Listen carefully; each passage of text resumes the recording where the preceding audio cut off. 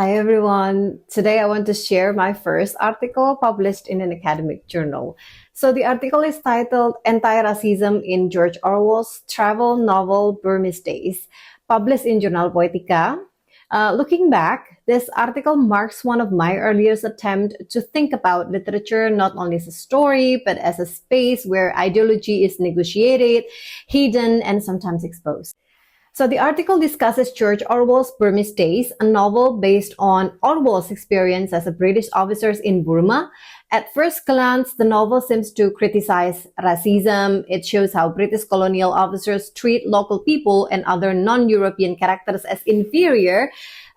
Through the character of Laurie, Orwell appears to challenge the racist attitude of the British colonial community.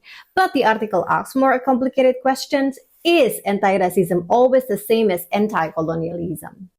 This question matters because Florey criticizes the racism of his fellow British officers, but he does not fully escape the colonial way of seeing. He still keeps a distance from Burma, from local people, and from the political world around him.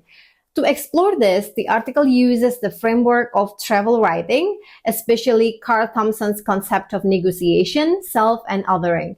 In travel writing, the writer does not simply describe another place. The writer also constructs the position, who becomes the self, who becomes the other, and what kind of relationship is created between them.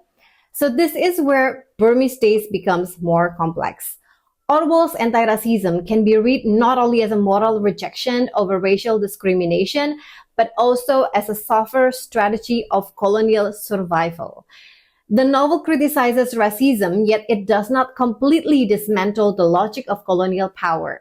So the issue is not simply whether Orwell's is anti-racist. The deeper question is, what kind of anti-racism is being produced inside a colonial text? That is why I think this article is still worth reading. It shows how literature often speaks through ambiguity.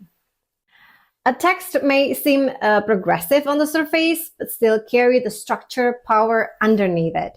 So if you were interested in Orwell, colonial literature, travel writing, or the politics of representation, you can read the full article.